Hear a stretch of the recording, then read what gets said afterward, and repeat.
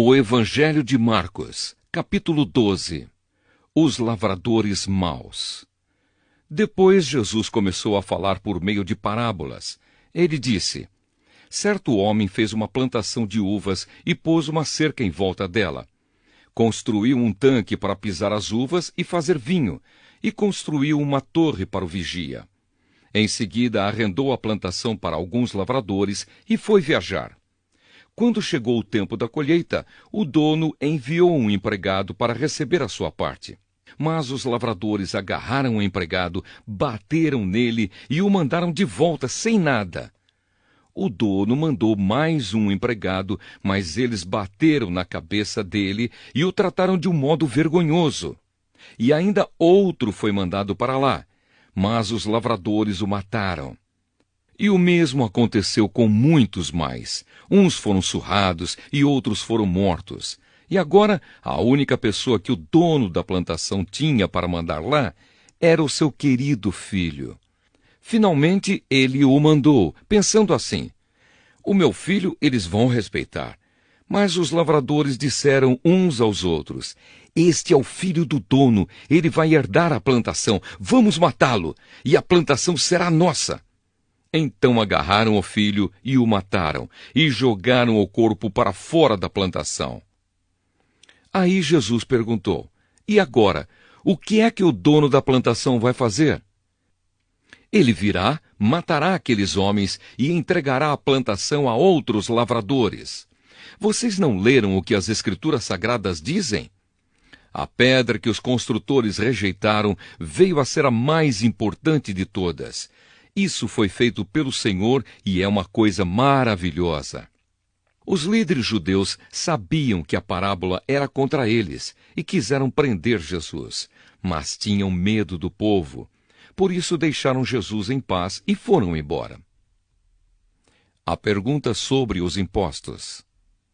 Depois mandaram que alguns fariseus e alguns membros do partido de Herodes fossem falar com Jesus, a fim de conseguirem alguma prova contra ele. Eles chegaram e disseram: mestre, sabemos que o Senhor é honesto e não se importa com a opinião dos outros.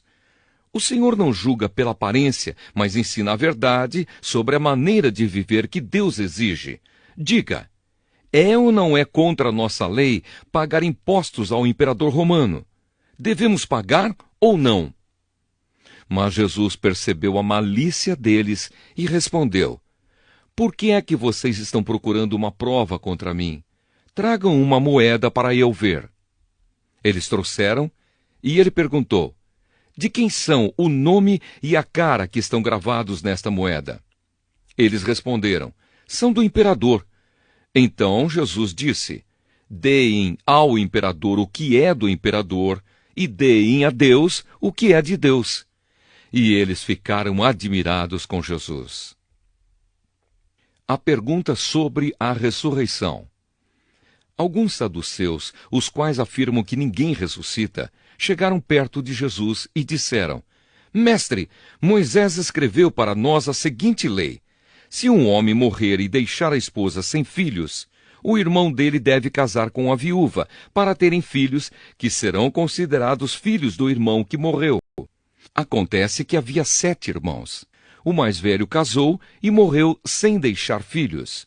O segundo casou com a viúva e morreu sem deixar filhos. Aconteceu a mesma coisa com o terceiro. Afinal, os 7 irmãos casaram com a mesma mulher e morreram sem deixar filhos. Depois de todos eles, a mulher também morreu. Portanto, no dia da ressurreição, quando todos os mortos tornarem a viver, de qual dos 7 a mulher vai ser esposa? Pois todos eles casaram com ela. Jesus respondeu: como vocês estão errados, não conhecendo nem as Escrituras Sagradas, nem o poder de Deus. Pois quando os mortos ressuscitarem, serão como os anjos do céu, e ninguém casará. Vocês nunca leram no livro de Moisés o que está escrito sobre a ressurreição? Quando fala do espinheiro que estava em fogo, está escrito que Deus disse a Moisés: eu sou o Deus de Abraão, o Deus de Isaque e o Deus de Jacó. E Deus não é Deus dos mortos, e sim dos vivos. Vocês estão completamente errados. O mandamento mais importante. Um mestre da lei que estava ali ouviu a discussão. Viu que Jesus tinha dado uma boa resposta e por isso perguntou: qual é o mais importante de todos os mandamentos da lei? Jesus respondeu: é este: escute, povo de Israel.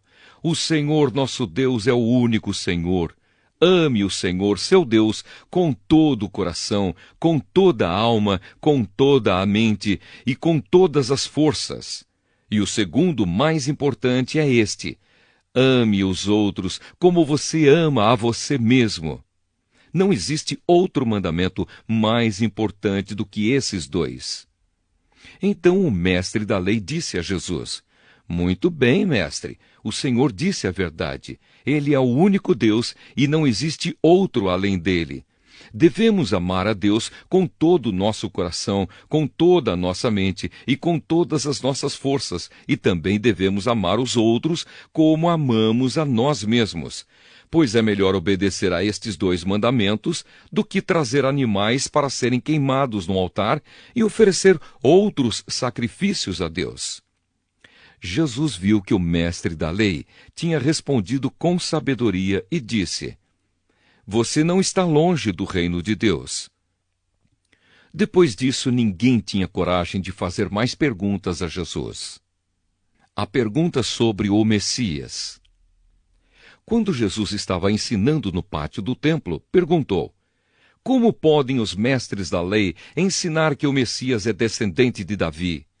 Pois Davi, inspirado pelo Espírito Santo, escreveu: o Senhor Deus disse ao meu Senhor: sente-se do meu lado direito, até que eu ponha os seus inimigos debaixo dos seus pés. O próprio Davi chama o Messias de Senhor. Portanto, como é que o Messias pode ser descendente de Davi? Jesus e os mestres da lei. Uma grande multidão escutava com prazer o que Jesus ensinava. Ele dizia ao povo: cuidado com os mestres da lei. Eles gostam de andar para lá e para cá, usando capas compridas e gostam de ser cumprimentados com respeito nas praças.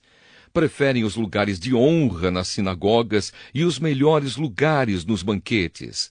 Exploram as viúvas e roubam os seus bens. E, para disfarçarem, fazem orações compridas. Portanto, o castigo que eles vão sofrer será pior ainda. A oferta da viúva pobre. Jesus estava no pátio do templo, sentado perto da caixa das ofertas, olhando com atenção as pessoas que punham dinheiro ali. Muitos ricos davam muito dinheiro.